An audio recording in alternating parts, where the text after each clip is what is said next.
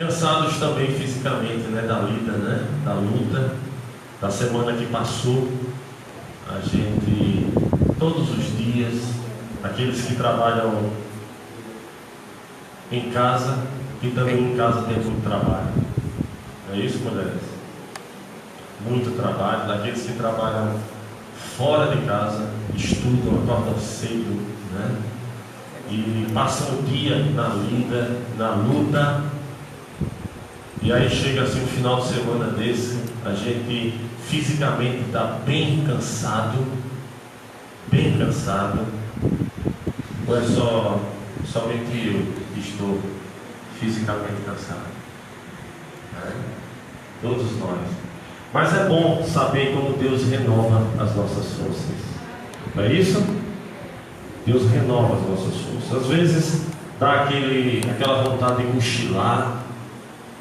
Eu tenho certeza que isso não vai acontecer, não é isso? Que a gente vai chegar lá até o fim, firme, forte, tá certo? Afinal de contas, Deus deu a força suficiente para chegar aqui, não é isso?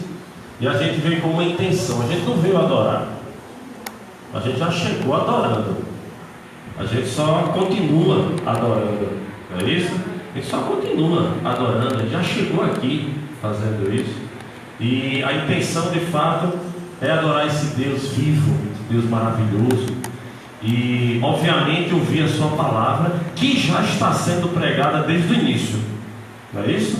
As orações, as letras das músicas, não é? Tudo isso são mensagens do Senhor para todos nós. E agora o momento de a gente ler a palavra e compartilhar com vocês algo do Evangelho para o nosso coração. E aí eu espero que todos nós estejamos realmente com os corações abertos, com a mente aberta, tá certo? Evitando distrações e de fato esperando no Senhor, né? Esperando na sua palavra. Amém. Vamos então abrir a nossa Bíblia lá no Evangelho de João, no capítulo 21. João, capítulo 21. Eu não vou ler todo o texto, ele é longo, eu só vou ler uma parte dele, tá certo? De João 21. Vocês abram, por favor. Vou esperar vocês. Enquanto vocês estão aí abrindo, eu trago um forte abraço, né, da igreja. Irle, minha esposa, que algumas pessoas aqui conhecem, as irmãs da União Feminina conhecem Irle. Esse final de semana também foi muito corrido para ela. Então, ontem, aniversário do conjunto, então ela esteve lá. Hoje, da União Feminina, então está lá. Então, mais uma vez, infelizmente não pôde vir, mas na próxima, né, quem sabe, ela possa estar aqui com vocês e conhecer mais vocês. Abriram em João 21? Posso ler? Então vamos. Depois disto, tornou Jesus a manifestar-se aos discípulos junto do mar de Tiberíades, e foi assim que ele se manifestou. Estavam juntos Simão Pedro, Tomé, chamado Dídimo, Natanael, que era de Caná da Galileia, os filhos de Zebedeu e mais 2 dos seus discípulos. Disse-lhes Simão Pedro: vou pescar. Disseram-lhe os outros: também nós vamos contigo. Saíram e entraram no barco, e naquela noite nada apanharam. Mas, ao clarear da madrugada, estava Jesus na praia. Todavia, os discípulos não reconheceram que era ele. Perguntou-lhes Jesus: filhos, tendes aí alguma coisa de comer?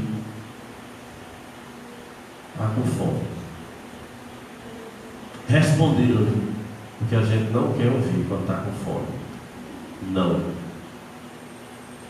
Então lhes disse: lançai a rede à direita do barco e achareis. Assim fizeram e já não podiam puxar a rede, tão grande era a quantidade de peixe. Amém. Aquele discípulo a quem Jesus amava disse a Pedro: é o Senhor. Simão Pedro, ouvindo que era o Senhor, cingiu-se com sua veste, porque se havia despido, e lançou-se ao mar. Mas os outros discípulos vieram no barquinho, puxando a rede com os peixes, porque não estavam distantes da terra, senão uns quase 200 côvados. Ao saltarem em terra, viram ali as brasas, e em cima das brasas, peixes, e também havia pão. Disse-lhes Jesus: trazei alguns dos peixes que acabastes de apanhar. Simão Pedro entrou no barco e arrastou a rede para a terra, cheia de 153 grandes peixes. E não obstante serem tantos, a rede não se rompeu. Disse-lhes Jesus: vinde, comei. Nenhum dos discípulos ousava perguntar-lhes: quem és tu? Todo mundo calado, comendo em silêncio, porque sabiam que era o Senhor. Veio Jesus, tomou o pão e lhes deu, e de igual modo o peixe. E já era esta a terceira vez que Jesus se manifestava aos discípulos depois de ressuscitado dentre os mortos. Amém? Amém. Maravilhosa palavra, não é isso? Vamos orar. Senhor, muito obrigado pela graça de estar aqui. Muito obrigado, Deus, pela graça de te adorar, pelo caminho aberto por Jesus Cristo. Te louvamos, Pai, pela graça de estarmos com irmãos e irmãs. Isso é presente do Senhor para nós. Às vezes estamos tão habituados com isso que perdemos, ó Deus, a visão do valor de chamarmos uns aos outros de irmãos e irmãs em Cristo. E nesse momento, Pai, queremos que o Senhor continue nos socorrendo, porque a gente não sabe adorar como convém, a gente não sabe cantar como convém, a gente não sabe, ó Deus, falar como convém, a gente não sabe ler como convém, a gente não sabe ouvir como convém, a gente não sabe, ó Deus, compartilhar a Tua palavra como convém, a gente não sabe ofertar como convém. Então nos socorra com o Teu Espírito Santo, ó Deus, e que nesta noite toda e qualquer ação contrária seja de fato e continue repreendida em nome de Jesus, e levadas, ó Deus, à presença e à soberania de Jesus Cristo. É em nome dele que nós te pedimos e agradecemos essas coisas. Amém. Amém. Podem sentar. Irmãos e irmãs, nós gostaríamos de compartilhar um pouco do Evangelho para vocês, com o coração de todos nós. E eu estava ali pensando como de fato e de verdade o povo de Deus, ao longo da sua história, passou por muitos riscos, ainda passa e continuará passando. E infelizmente nem sempre a gente venceu esses riscos. Nem sempre o povo de Deus foi vitorioso diante desses riscos que ele sempre enfrentou. E um desses riscos é de a gente perder de vista as pessoas, a gente perder de vista aqueles que estão ao nosso redor, seja como família, seja como vida social, seja como igreja nessa vida social, de perder de vista as pessoas, em detrimento de instituição ou de instituições. E quando eu falo de instituições, eu estou falando, por exemplo, de templo. Eu estou falando, por exemplo, de jeitos, de maneiras que a gente utiliza, por exemplo, para adorar a Deus.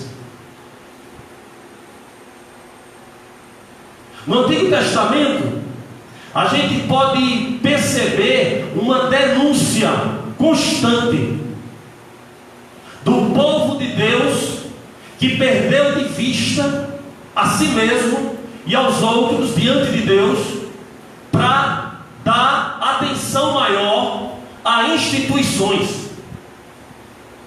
Essa semana eu lia em uma das devocionais particulares o Salmo 50. E você vai ver no Salmo 50 um salmo pesado, uma denúncia pesada contra os de fora? Não, contra o povo de Deus. E é interessante que a denúncia ali não é porque o povo estava levando os sacrifícios. E aí, os sacrifícios é a instituição, a forma que o povo utilizava para adorar a Deus. A instituição era o caminho, era o instrumento que o povo utilizava na adoração a Deus, e essa instituição eram os sacrifícios. Mas o problema não era a forma, o sacrifício, a instituição, era que o povo havia perdido a essência de quem ele era e tinha se esquecido dos que estavam ao seu redor. Vocês sabem decorado as minhas palavras, mas não as praticam, diz o Salmo 50. Vocês sabem de cor as minhas palavras, vocês aprenderam tudo sobre as Escrituras, mas não vivem as Escrituras.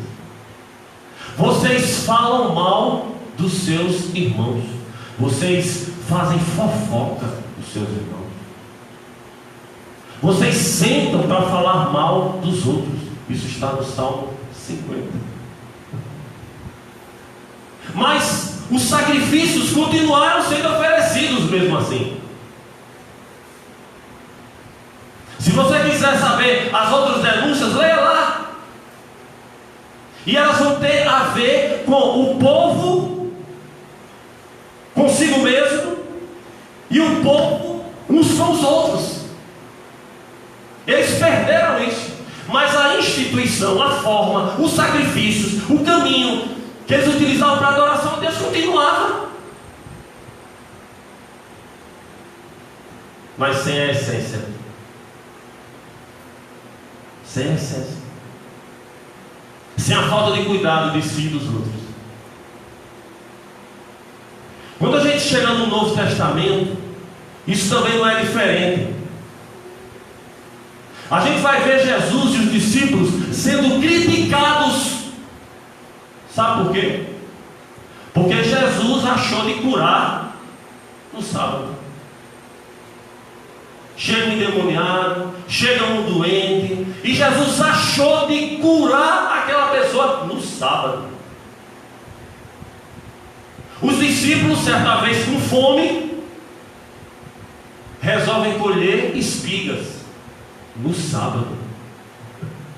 E foram duramente criticados, porque era sábado. Sábado, o dia instituição, reservado para adoração a Deus. Mas que logo a religião, logo os religiosos se posicionaram contra. Não dá para curar ele amanhã não. Não dá para segurar essa fome aí não, para amanhã. O sábado estava lá intacto, como instituição, mas as pessoas, eles perderam de vista. Aí Jesus diz: olha, o sábado foi feito por causa do homem, e não o homem por causa do sábado. O olhar tem que ser para si, diante de Deus, e para o outro, sempre. Isso aqui tudo vai passar. Esses jeitos da gente aqui de fazer as coisas, tudo isso vai passar. O foco tem que ser no cuidado de si diante de Deus e do outro. Isso é o que vai herdar a vida eterna. Os bancos vão ficar, os instrumentais vão ficar, tudo vai ficar.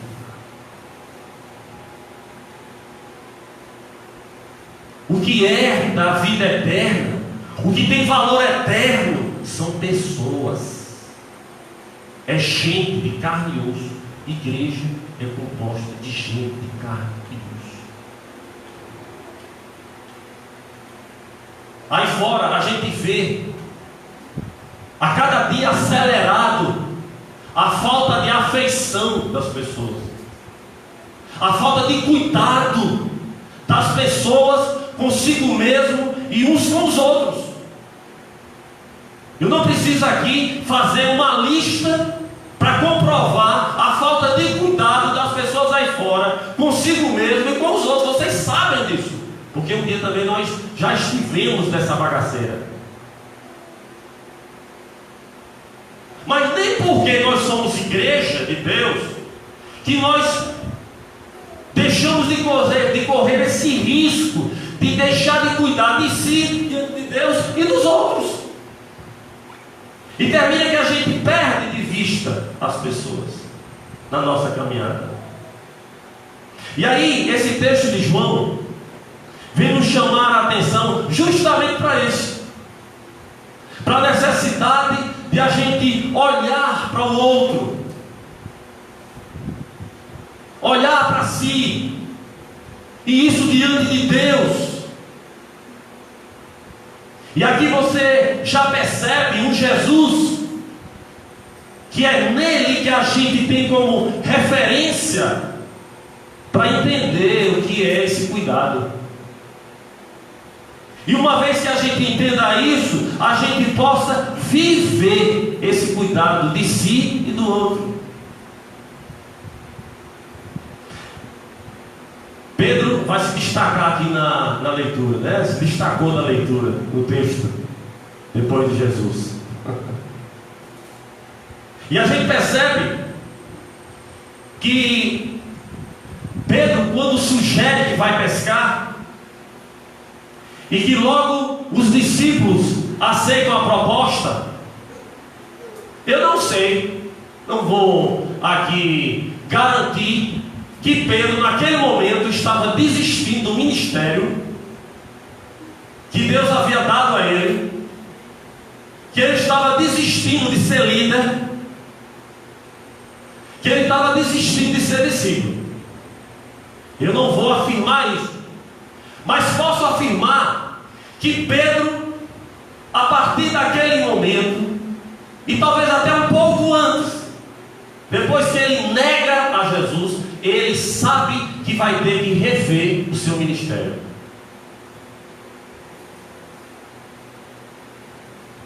Porque depois que ele traiu Jesus, não foi mais o mesmo não. O seu ministério tomou outro rumo. E aí já começa a surgir a primeira coisa que Deus ele cuida e quer continuar cuidando em ministérios e dons que Ele nos deu.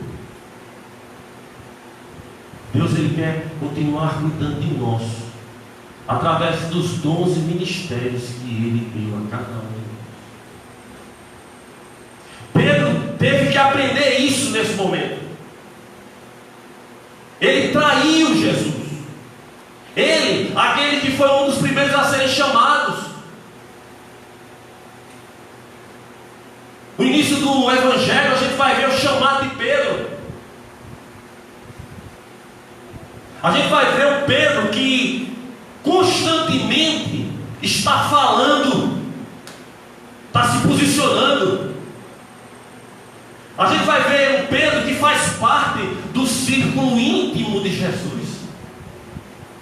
A gente vai ver um Pedro que está contradizendo, fazendo um contraponto a Jesus, quando Jesus disse que vai morrer. Ele não aceita isso. Que Jesus deveria ter misericórdia dele mesmo. Que Jesus não poderia aceitar isso, que ele não ia deixar isso acontecer. Um Pedro que na ceia, lá na última ceia, estava armado, como se fosse um segurança particular de Jesus. Com a espada. Esse Pedro nega a Jesus. E a partir disso, o que é que nós temos agora, Pedro, aqui? Jesus ressuscitou dentre os mortos. É como se o ministério de Pedro já não fosse mais o mesmo. É como se o ministério de Pedro já experimentasse aquela desilusão. É como se o ministério de Pedro já experimentasse aquela tristeza, aquela apatia, aquela falta de vontade, sabe, de continuar, por atitudes que tomou. Mas Jesus é aquele que cuida de nós, e esse cuidado tem a ver com o ministério e com os dons que Ele nos deu. Amém? Amém. Você tem dons e ministério. Isso não pertence apenas ao pastor. Isso não pertence apenas aos presbíteros. Aqueles que são de Cristo, aqueles que são discípulos dele, aquelas que são discípulas dele, receberam de maneira graciosa 12 ministérios. E a pergunta é: como estão essas coisas na sua vida? Quais foram as experiências negativas que vocês passaram? Será que o mesmo vigor, a mesma chama que nós tínhamos no início, ela continua?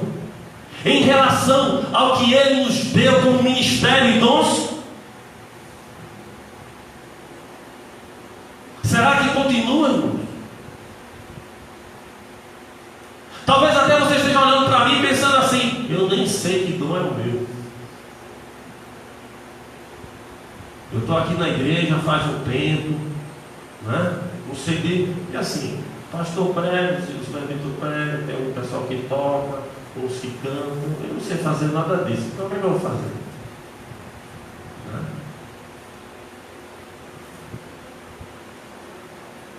E aí a gente precisa entender que todos nós fomos alcançados sim por essa graça de ter essas capacitações vindas da parte de Deus e usar essas capacitações e esses instrumentos, irmãos, porque isso faz parte do cuidado de Deus comigo e com a igreja.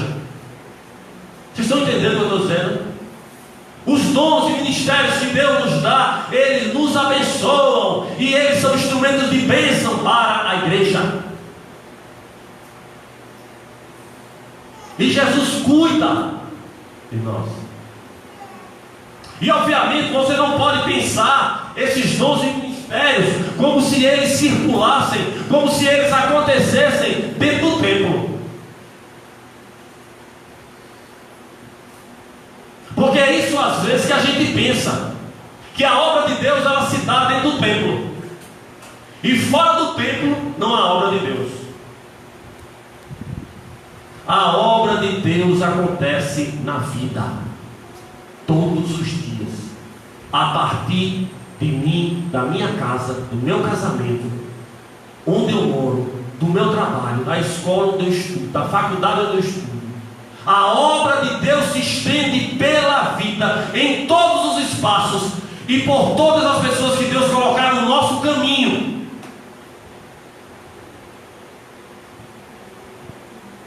Lá na igreja tem um rapaz que há uns 4 meses ele não está indo aos encontros. Qual a primeira atitude de uma pessoa que não está indo há 4 meses ao encontro? Qual a atitude da gente? Julgamento. Qual a atitude da gente? Está se desviando. Qual a atitude da gente? Mas aí a gente parar para conversar com esse irmão jovem, se você tem 30 e poucos anos, se você tem 30, é um homem, um jovem que tem dons da parte de Deus, inclusive de serviço, de socorro a pessoas. Ele está cuidando do avô da namorada que fez cirurgia, amputou as 2 pernas, e ele está quase que o dia inteiro cuidando desse homem. É obra de Deus? É claro que é obra de Deus, né? Vai além do templo, vai além do que a gente fez aqui hoje. Os dons que Deus nos deu, as capacitações, esses instrumentos, é para que a gente desenvolva isso. Mas não, irmãos, a gente não pensa nisso, a gente não ora por isso, a gente não busca isso.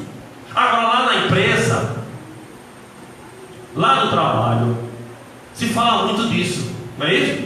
Qualificação, que eu tenho que ser competente, que eu tenho que fazer curso, que eu tenho que fazer mestrado, que eu tenho que fazer doutorado, que eu tenho que fazer pós-doutorado, que eu tenho que fazer isso, que eu tenho que fazer aquilo. Lá fora a gente procura os instrumentos para melhorar o nosso desempenho profissional, para atender a uma expectativa de uma instituição que na verdade vai lucrar e muito com o nosso trabalho, e o que ela lucra é desproporcional ao que a gente ganha. Mas ainda assim, como a gente depende disso para viver e levar o pão de cada dia para casa, a gente se mata. Agora, os 12 ministérios que Deus nos deu não merecem tanta atenção assim. Não merecem tanta atenção assim. E não precisam ser exercitados. Deixa isso para o pastor. Deixa isso para os presbíteros, para os diáconos. Afinal de contas, nós estamos pagando ao pastor.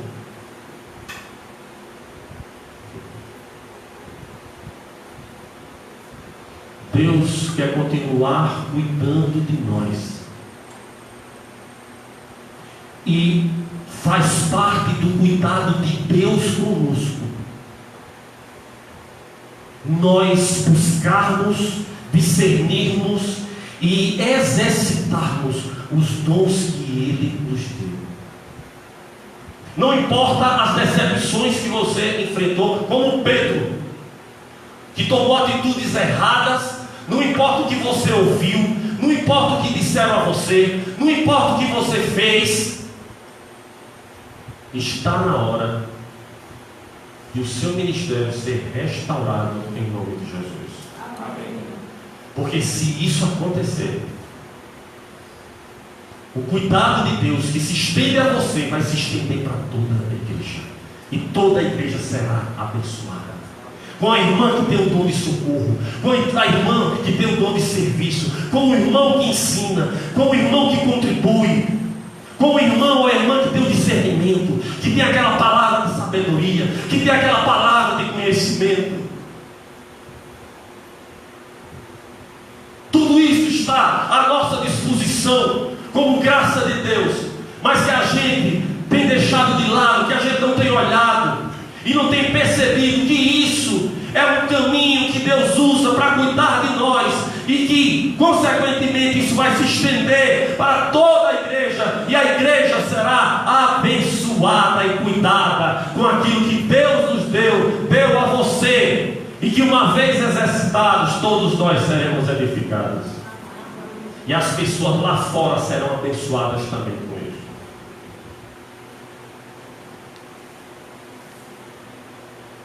Faz parte, irmãos, do cuidado de Deus, do cuidado de Jesus na nossa vida, aquilo que acontece com esses homens também, em relação não só ao ministério, não só aos dons que Ele nos deu, mas também ao sustento material de cada dia. Deus cuida de nós, dando-nos o pão de cada dia. A gente vê esses homens que eles não vão pescar simplesmente porque eles querem usar a pescaria como uma terapia. Vão pescar porque estão com fome. Vão pescar porque é a profissão. Vão pescar porque foi isso que eles fizeram a vida toda. Sempre acordado cedo, sempre lidando com rede, sempre lidando com um barco, sempre lidando com o mar, sempre lidando com peixe. Vão pescar. Mas uma noite inteira nada acontece. Não é isso? Nada acontece. E aí a gente percebe como aqui vai entrar também um outro cuidado de Deus na vida desses homens, que é esse cuidado também material.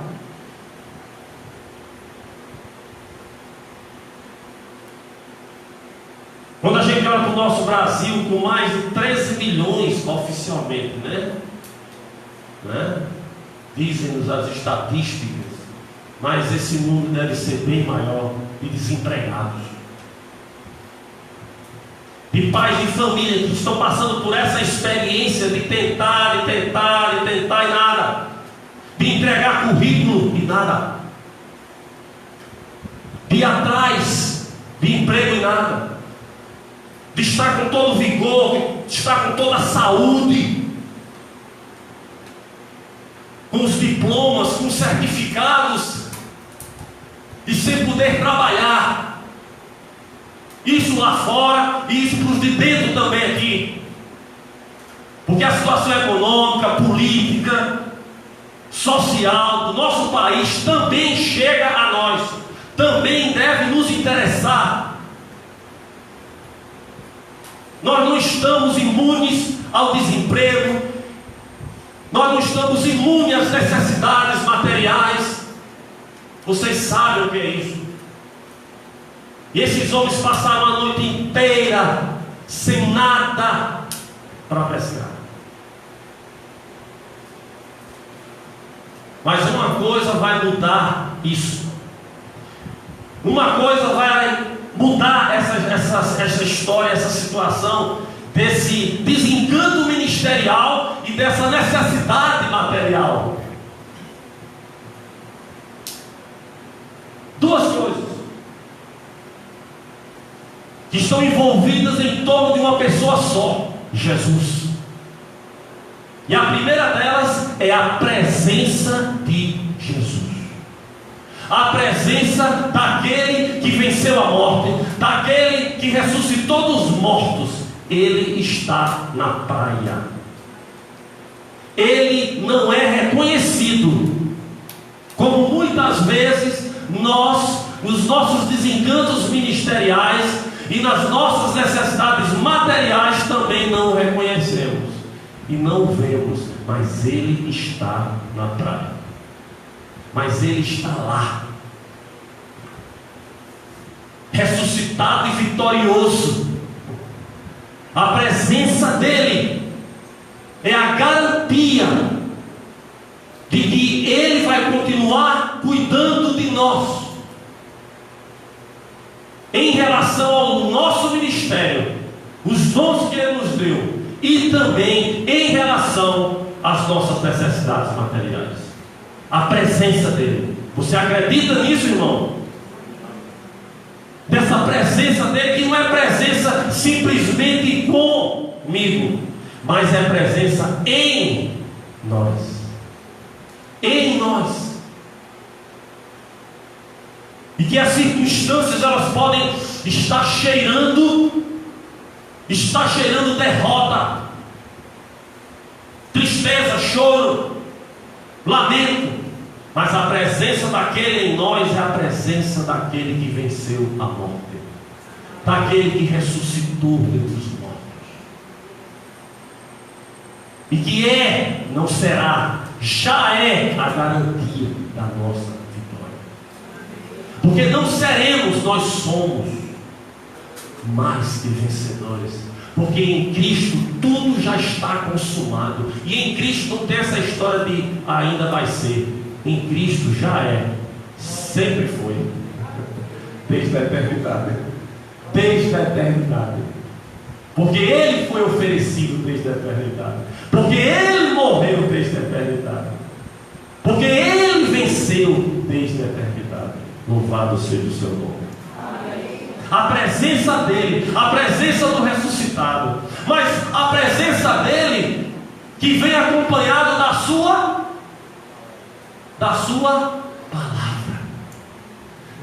palavra, que é sempre renovadora, da sua palavra que sempre muda as nossas direções, da sua palavra que nos desestrutura, da sua palavra que nos tira do nosso conforto, da sua palavra que deixa a gente angustiado, agoniado, mas que é boa a palavra.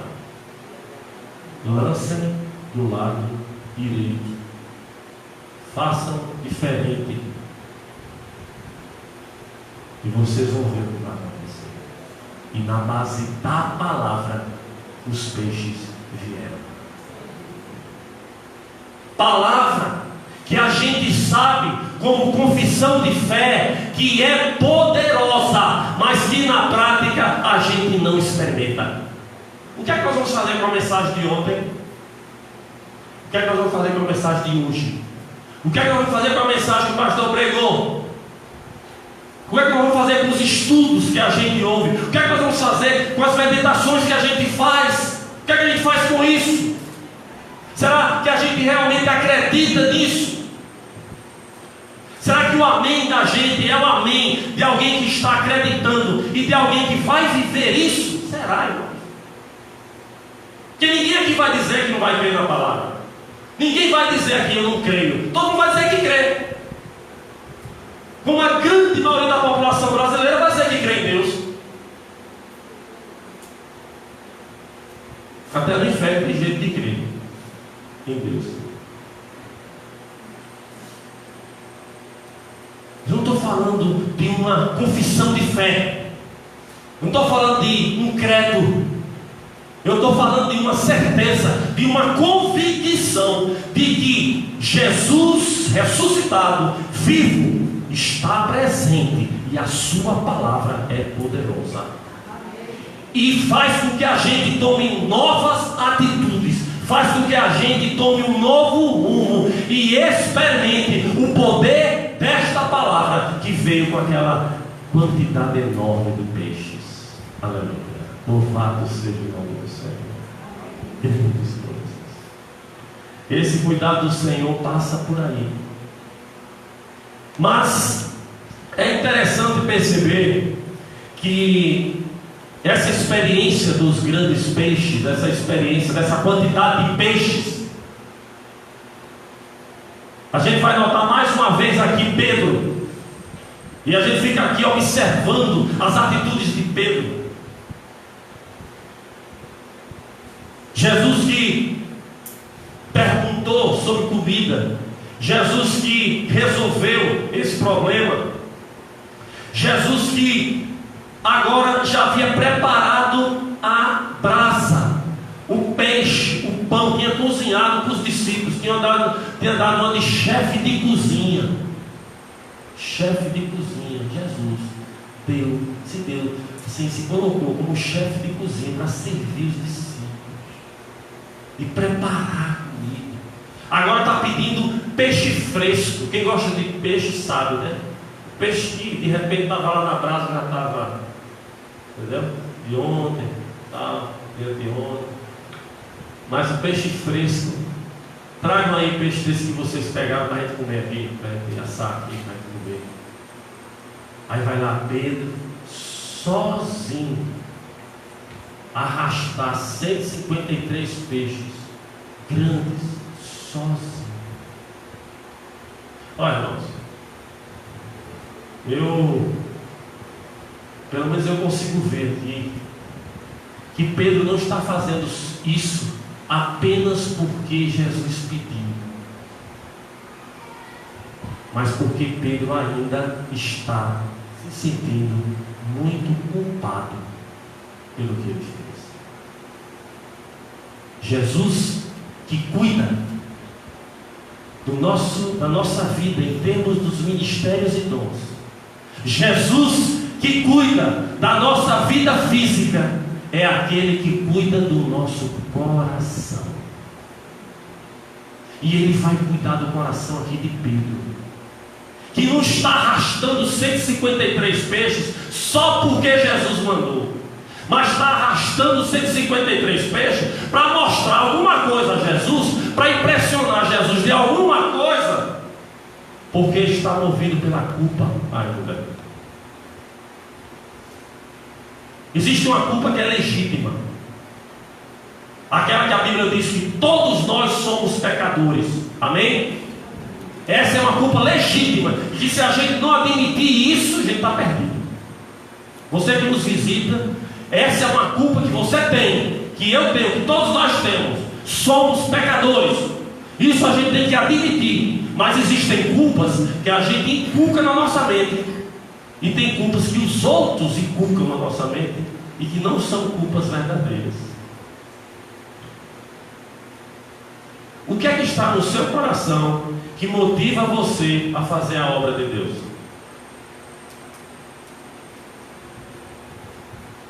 Você está fazendo a obra de Deus por quê? Para impressionar quem? A Deus? Para impressionar Jesus? O que é que move você? Qual é o combustível?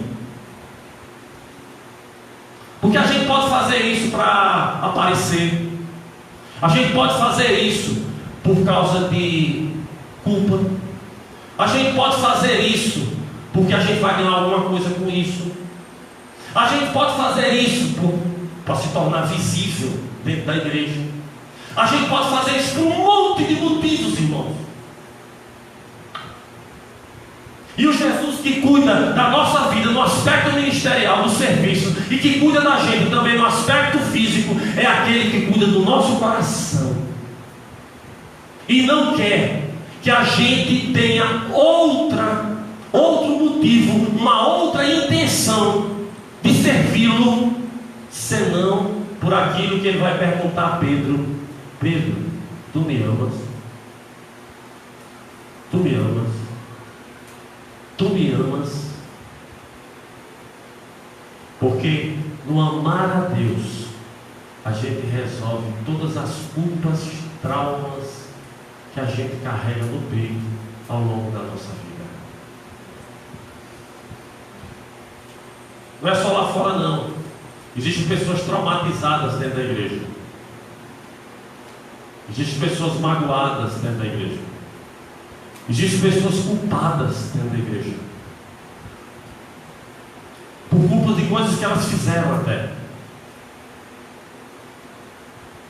Eu posso me embrenhar no sertão para trabalhar na obra de Deus, movido por culpa, por tudo que eu já fiz e pelas coisas horríveis que eu já fiz.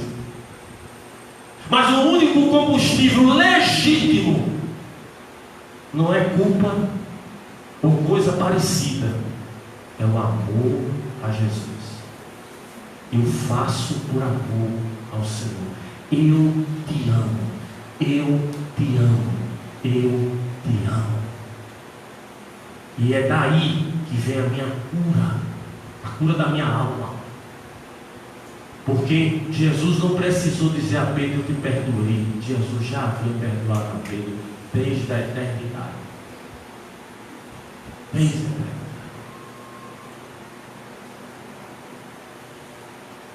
Vocês entenderam isso, irmãos?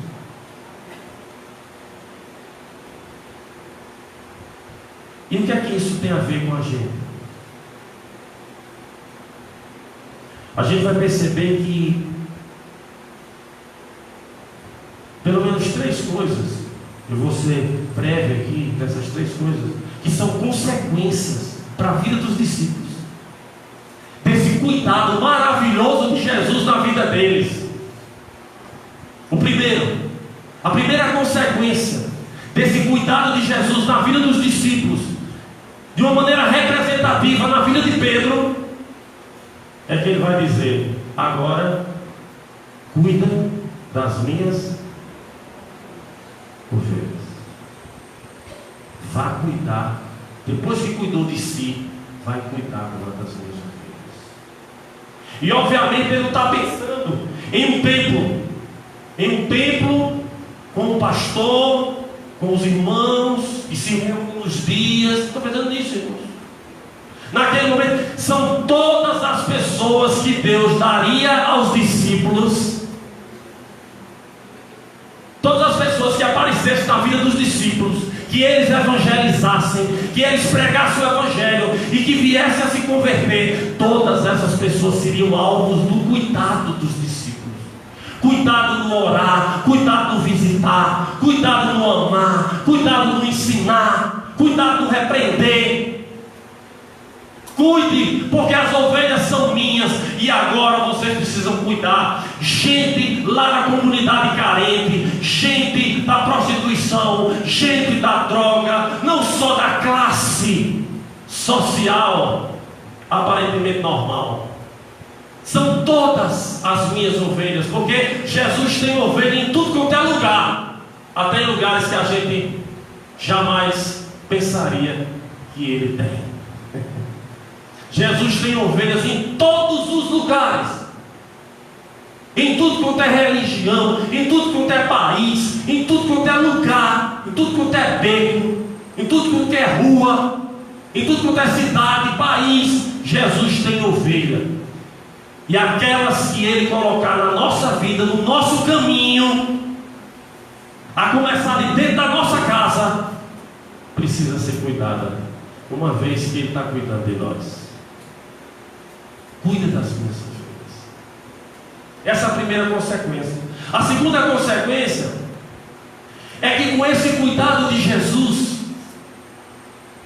agora a gente vai ter a possibilidade de discernir, de perceber qual é o nosso caminho com Ele. Onde é que Ele quer que a gente ande? Por onde Ele quer que a gente trilhe o nosso caminho? No caso de Pedro, ele diz uma coisa interessante: em verdade te digo, que quando você era moço, quando você era jovem, tu te cingias a ti mesmo e andavas por onde querias. Quando porém fores velho, terceira idade, boa idade, ou seja lá como a gente chama, estenderás as mãos, e o outro é quem vai te cingir e te levarás para onde você quer ou você não quer. Chega uma certa idade, né, que a gente já não faz o que quer, já não diz o que quer, já não se veste como quer. Mas não era da velhice simplesmente que Jesus estava falando. Diz o texto: disse isto para significar como é que Pedro morreria. Espera aí, Jesus, cuidar de mim para no final morrer desse jeito. Morrer desse jeito. Mas esse era o caminho de Pedro. O cuidado de Cristo, como consequência, é a gente discernir qual é o nosso caminho, mesmo que ele termine como a gente não quer que ele termine. É tanto que Jesus está conversando com Pedro e ele olha para trás e diz: e esse aí? Se referindo a João. E esse aí, como é que vai ser com ele? o caminho de pastor Roberto é o mesmo meu? Vocês acham que o meu caminho é o mesmo de vocês? Não. No caminho de Deus com o Roberto, ninguém se mete. Sabe? Ninguém se mete. Isso aí. Jesus vai dar um fora em Pedro. Que é que te interessa. Só ele sabe dar esses fora, né? Amorosos. O que é que te interessa saber como é que vai ser com ele? Eu estou dizendo como é que vai ser com você. Aceite. Aceite. Pare de chorar. Pare dessa autopiedade. Meu ministério tão difícil. O do pastor Roberto, uma beleza. E o meu cheio de dificuldade. Meu Deus, essa autopiedade, essa autojustiça não cabem. Sabe? Com você vai ser do jeito que Deus quiser.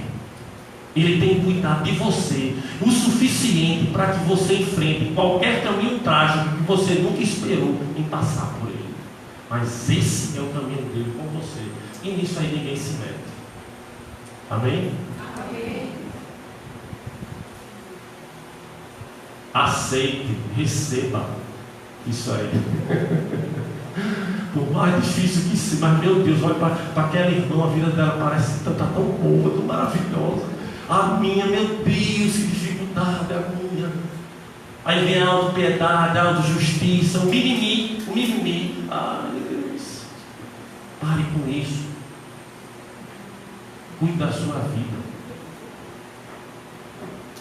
Faz parte do cuidado de Deus te dar força suficiente para você chegar lá. Por que não deu para o outro? Não sei. Sei que para você ele deu o suficiente para você enfrentar uma tragédia que talvez o outro não conseguisse enfrentar. Finalmente,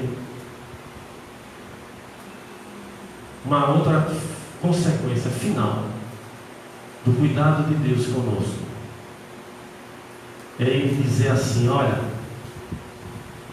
sabe a única coisa que nos preserva até o fim? Pedro, quanto a você, pare de se intrometer na vida dos outros. O que você deve fazer é me seguir até o fim. Isso é que preserva a sua alma, vai preservar a sua vida. E a garantia de que você vai ser cuidado por mim até o fim da sua vida. Amém? Amém. Vocês estão olhando para mim assim. Vocês estão cansados, né? Já terminei. Estão com sono, cansado. Mas entenderam o que eu disse? Agora vivam isso de verdade na vida de vocês. Acreditem nisso. Ele quer continuar cuidando da sua vida, do ministério, do serviço que Ele te deu. Pare de ficar dizendo: pastor, final do ano está chegando, viu? Quero mais saber de união feminina, não. Foi tanta dificuldade, pastor. Sabe, eu tentei fazer aquela festa. Meu Deus, que dificuldade para fazer aquilo. As irmãs não respondem. E os homens? Vixe, pastor, que dificuldade. Os jovens, os adolescentes. Eu ouvi tanta coisa, né? Engoli sapo, não sei o quê. Olha, vou dar um ano de festa, eu não quero me envolver com nada. Pare com isso. Deus cuida de você, para que você use os seus dons e ministérios para abençoar você e os outros. E que eles não acontecem aqui só não. Aqui talvez seja um dos poucos lugares que isso aconteça. A intensidade do dom que Deus nos deu lá fora. O vamos ver é lá fora, não é aqui dentro. E Ele está cuidando de você o suficiente para você fazer isso. Sabe? Creia que em meio a essa crise que a gente está passando, Ele vai continuar presente e usando a sua palavra e liberando a sua palavra para nos sustentar também no pão de cada dia. E que o seu coração doente, que o seu coração magoado, que o seu coração cheio de culpa, que o seu coração traumatizado recebe toda a cura no divã de Deus. No divã de Deus, falando para ele e dizendo: eu te amo, e vivendo esse amor a Jesus, porque a única coisa que eu tenho na minha frente é Ele, e o amor a Ele, apaixonado por Ele, amando Jesus sinceramente, não por religião, não por cargo que eu recebi de igreja, mas por amor a Jesus.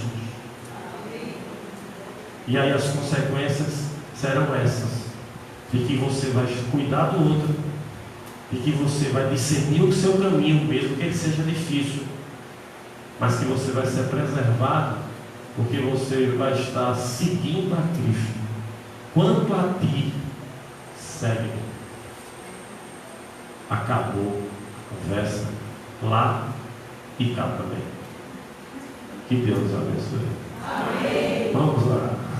Gostei do amém agora. Não sei se é porque eu terminei, mas vamos lá.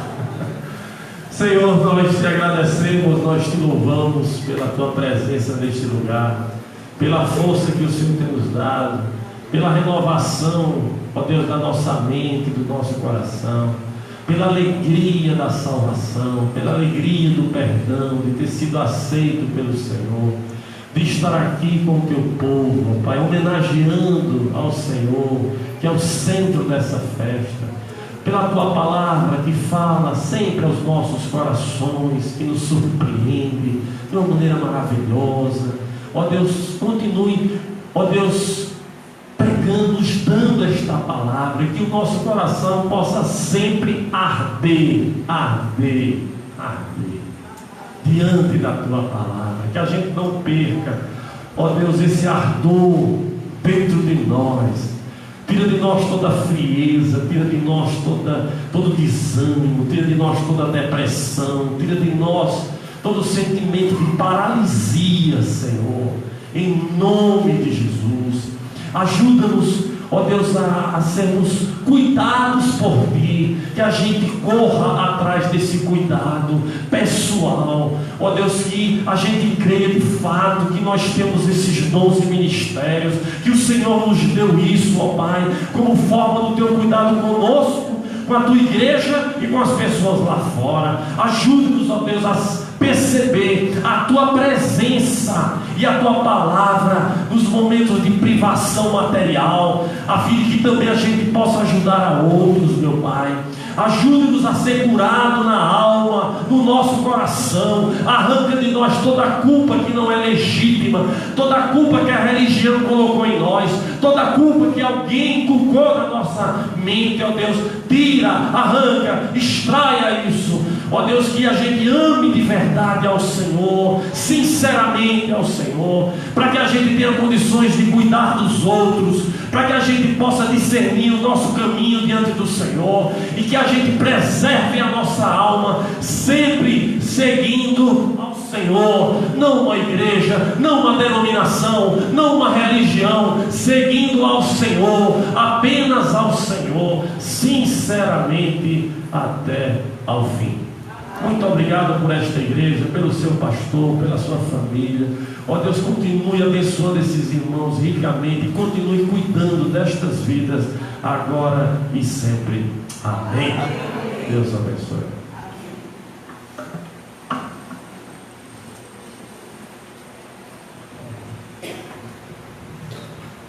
Irmãos, estamos chegando ao final do nosso culto nesta noite.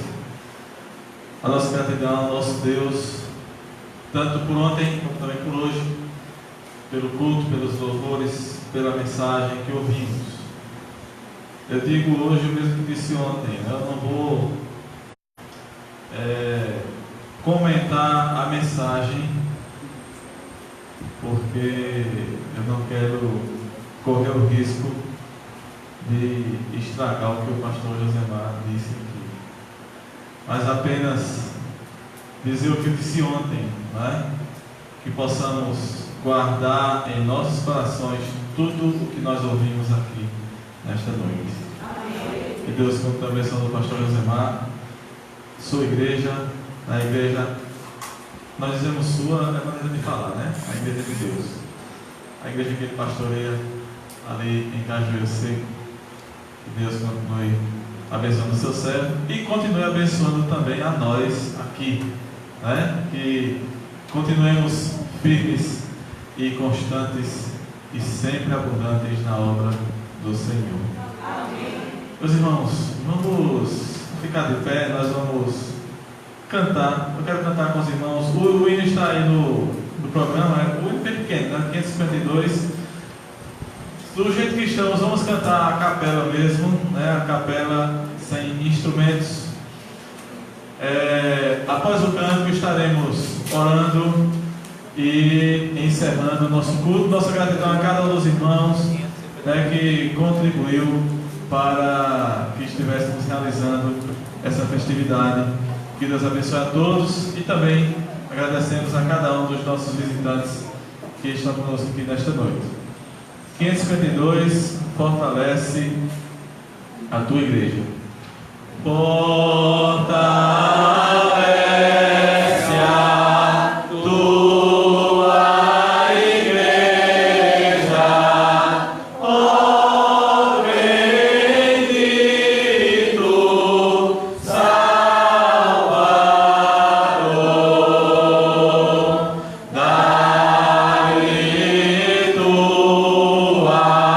graça, vem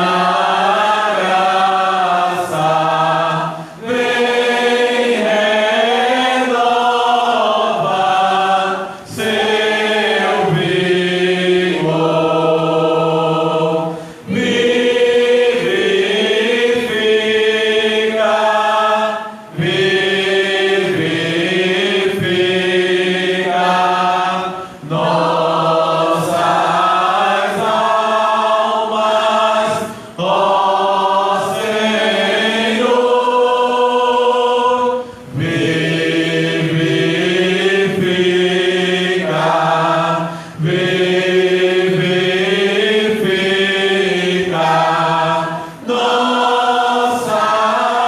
nossas almas, ó Senhor, vivifica nossas almas, ó Senhor. Nós vamos orar. Faz a oração, faça a sua última oração silenciosa. Estaremos nos dirigindo até a porta, eu e o pastor Josemar, e estaremos cumprimentando cada um dos irmãos. Oremos.